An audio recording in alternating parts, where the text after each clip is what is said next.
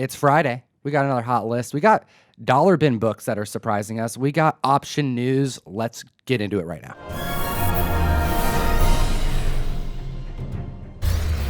Coming up the list at number 10, we have a comic book that I know you got multiple copies of, but they didn't make it. No, they did not. Reaver number 1. This is an independent book that I think landed with the market because of the sick cover. It just looks really cool. Oh, yeah.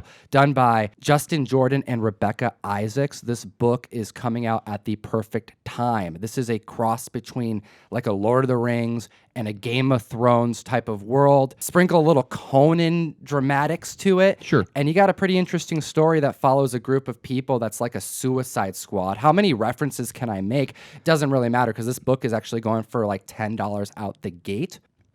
Yeah, this is a brand new book. And again, this week I was supposed to get 10 copies and we didn't get 10 copies. So I asked Diamond for a replacement and they immediately went to back order. So we knew this book was hot. And the fact that none of my customers that ordered this 3 months ago are getting any copies, it's frustrating. All right, keep an eye out for the one-stop shop exclusive. This seems to be the only variant that exists for this comic. Okay. There may be more. I do appreciate CBSI, comicbookinvest.com, for providing such great content throughout the week and keeping us up on these types of comics, including this hot list. Coming in at number 9, we have No One Left to Fight number 1. Now, this is a Dark Horse comic that is getting compared a lot to Dragon Ball Z, and it's about a fighter who has no one left to fight. This actually sounds a lot like One Punch Man. This is the guy that walks around and he's super bored because he can beat everyone with one punch. This feels a lot like that idea of, I'm just done with my fighting because there's no one else that I can beat right now. Okay, like the concept. I personally am not a fan of the color scheme, but it is very bright and very colorful, and I know that people are going to buy this just because it pops. Right now, it came out 2 weeks ago, and these are selling in the $10 to $15 range. This comic is crazy. If you have a chance to check it out, it's wild. It's like watching a Dragon Ball Z fight take place, and it is just another example of the comic industry getting closer in line with the manga industry. There's a crossover there that hasn't really happened yet, but we've seen some comic book titles attempt to make it. Yep. All right, coming out the list at number 8, we have kind of a repeat offender. Last week, we were talking about TMNT issue 95 featuring the first new female TMNT. Well, this was a transformation. What was the first appearance of this girl? Well, her name's Jenica, and she was featured in TMNT issue number 51. So we're seeing spikes to this comic book because of that. Issue number 51 had a Rhode Island Comic-Con exclusive variant. This is definitely one that's been kind of flying low under the radar, and over this last week has seen major spikes. Well past $100. We're seeing prices hitting $175. Wow. Very few are even hitting auction because people weren't paying attention to this book. You also want to keep an eye out for the 1 in 10 sketch cover. This thing's gorgeous. This one is super low print. Not a lot of people picked it up, and it is selling aggressively. We're seeing prices exceeding $100 already, listings that are being put up for $300.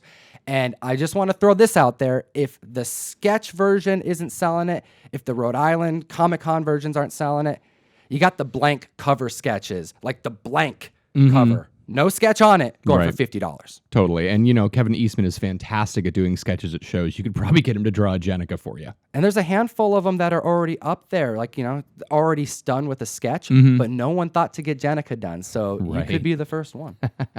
Oh, my goodness. You're laughing now because number 7 on the list caught us both by surprise. Absolutely. This is crazy. Anyone who knows me knows that number 7, oh, my God, Captain Atom 42 is the first appearance of Death in DC continuity. What is this? I've never heard of this. I have never heard of this ever. And we all know that Sandman's death shows up in issue number 8, but again, that's kind of the Sandman realm. So when she shows up in Captain Atom number 42, she's still Death, and she shows up with Phantom Stranger and Richard Flagg and these other people that are in this issue, but this has not been a spec book on anyone's radar. This has not been something that anyone's been talking about. Dollar bin books right now. Oh, totally. So this is really weird because we've been talking about Action Comics 894 as the first appearance of Death in DC continuity, and that was in 2010. And there's actually a copy of Lucifer number 25 where you've got Death on the cover holding Lucifer. That came out in 2002. So the fact that Captain Atom came out well before 1990, that man. is crazy. crazy. So yeah, it's about the exact same time that she was coming out in Sandman. This has been a dollar bin book forever, and we're seeing very, very strong sales at $10, and it's probably going to continue to climb considering that we know death is going to show up in the new Netflix series. Captain Atom going through purgatory. I like it. Looking at number 6 on the list, we got Goku Power Rangers, issue number 21. This book is seeing spikes to $10 to $15 because it features the first appearance of a new Power Ranger, the Purple Power Ranger. Now, this isn't going to be seeing gains like recent TMNT news, but it is similar reasoning for why it's spiking. I want to throw out there that the cover B and C variants for this book are kind of lame. I do enjoy the C variant, being that I'm on Instagram so much, and you got this like Instagram post by Jason. That's pretty cool, but both of those are going for under $5. Wow. Take a look at this 1 in 20 Melnikov variant. Now, it doesn't feature the Power Ranger on the cover, but it does have Rita looking pretty dope, and it's a very classic shot. We're definitely going to be keeping an eye on it, but I think that this is definitely one of those slow burns. If we see some more Power Ranger stuff pick up in the future, maybe a new movie, this is a book that may see some future gains. Oh, absolutely. What do we got at number 5 on the list? Because we got some option news. Number 5, this is actually a book that we've been talking about for a while, although very, very quietly. Paper Girls number 1 is number 5 on the list this week. Now, this is a great book by Brian K. Vaughan, and when it first came out, it was about 3 months after Stranger Things had come out. So there were a lot of comparisons to Stranger Things. You've got the kids, you've got some supernatural things going on. The 80s. Right, very much a lot of things that, again, and Brian K. Vaughan, who has been writing Saga, he is working on a new, different book that just goes in an entirely different direction. So we've been talking about potential option for this for years, almost 4 years now. Well, we finally have more news, but still not concrete news. This book is crazy because I know I have seen these in half-price books. I've seen these other places, and they haven't been something on anyone's radar. Well, in the last week, 9/8 have jumped from $60 all the way to $100. And if you can find a raw that doesn't look terrible on eBay for less than $20, you're doing well. All right, looking at number 4 on the list, what's going on here? Because we got G.I. Joe meets Prince. You may be a 90s kid, Tom, but I am an 80s kid, and this hits every single one of my buttons. You know, let's go crazy, let's get nuts, we're going to party like it's 1999.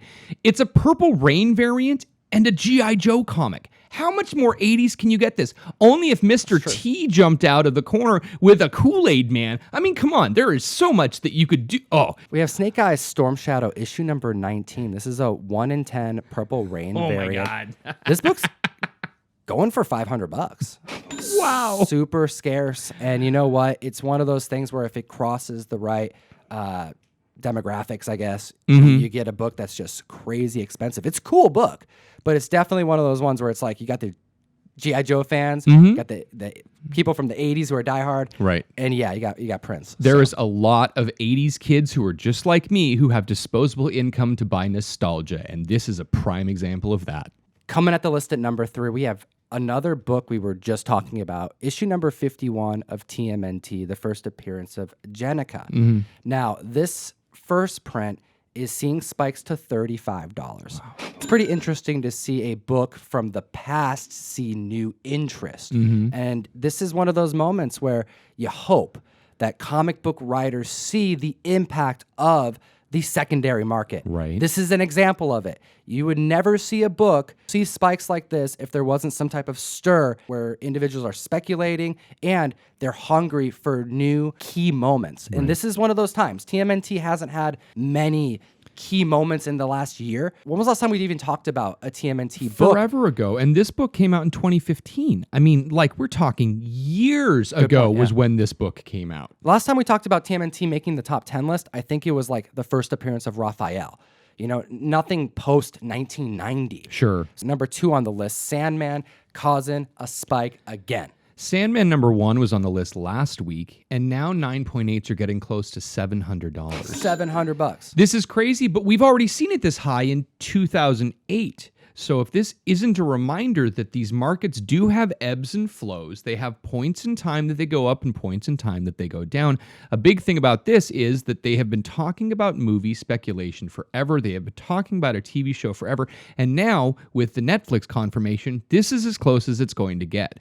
I don't see this book going down again. Do you think this is a safe bet?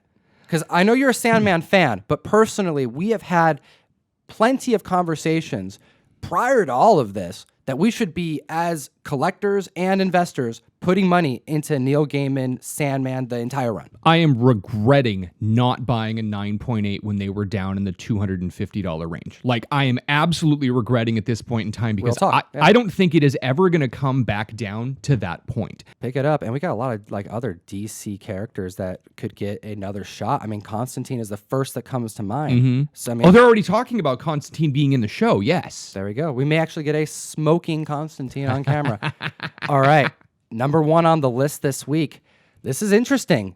We got a book that's not even out. We got TMNT issue number 95, the San Diego Comic-Con exclusive. Mm-hmm. This is on pre-sale right now, and it's making the list because we're seeing $200 sales already. But what's interesting is that before this list was even put out, within the last 24 hours, IDW released that they will not be selling any of these comics at San Diego Comic-Con. Wow.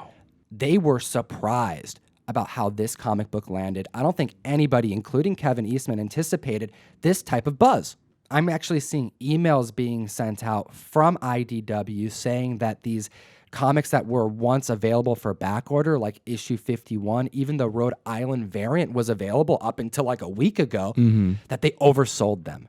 They are surprised, and they want to prevent like mass hysteria at San Diego Comic-Con. Well, and that's actually a really nice thing of them because we've had IDW do something like this with TMNT books before. I remember at the 2015 Emerald City Comic-Con, TMNT 44 Death of Donatello had just come out, and it was selling aftermarket for $20 to $30. And again, we don't talk about Turtles books very often, but when you kill one of the main 4 Turtles, you're going to get a lot of buzz.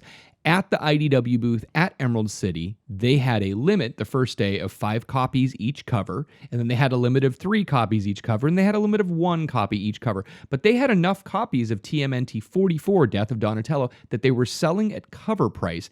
And now, for the San Diego Comic-Con, they know there's going to be frenzy. The statement they made is very clearly for the safety of our customers, because they know. We don't have enough. No, it's crazy. And given that in 2015, they came prepared with multiple prints, you know that this new turtle, they weren't expecting this to cause this big of a buzz. Keep an eye out for issue 97. It's already being speculated on. People are trying to add this quickly to their shelf because we are finding out how this new turtle gets her bandana. Right. And we do know that the color of that bandana is going to be yellow. Tom, it's so great. We broke 1,000 likes last week in a matter of 48 hours. 48 hours, 1,000 likes. That's I want to see crazy. if the comic fam can outdo themselves this week. Can we break another 1,000 likes today? We're going for 1,001 likes. So comic fam, if you found any value to this list, we do appreciate it. It helps support the show. And if you're new to the channel, hit the subscribe button. We make a lot of comic book themed content. We also give away comic books, don't we, Russ? We do. We absolutely do give away comic books, and we have 2 copies of Walking Dead 193, the end of the series, to give away today. That book's going for over $40, dude. It's crazy. What's going on? I know. We got 2 copies. Justin Reddick and John Reynolds. Congratulations. Thanks for commenting down below. We want to hear from the comic fam. If you comment down below, we will be entering you to win a comic book this week. And Russ, what are we giving out? So, Tom, I'm going to make it a little bit of a surprise this week, because last week you gave away your 2 copies of Walking Dead 193. This week, I'm giving away my copy of Walking Dead 193. It's still going for $40 strong, and you get one more chance to like, subscribe, comment down below, and win another copy of Walking Dead 193. Shout out to all the members hitting us up on Instagram. Russ, they've been killing it lately. It is amazing how many times we get tagged throughout the week, and every single one of these people is finding some amazing books. I mean, I can't even tell you how many times we get tagged, and we can't mention every single one of you, but really, we're throwing you up on the screen, and just look at all of these people. Hit pause if you see yourself, like, oh yeah, definitely, some fantastic stuff going on. Yeah, we appreciate that. We love that community involvement. Thank you to CBSI comicbookinvest.com for providing such great valued content throughout the week. We definitely appreciate you guys over there. And then, as always, Geek responsibly. enough said. Thank you so much for watching the video. We got 3 more days for you to join the Mystery Mail Call, the comic book subscription service where we send you comic books every month. You support the show, and we send you comic books every month. So hit the link in the bio. It's comictom101.com. You help support the show. You got 3 more days.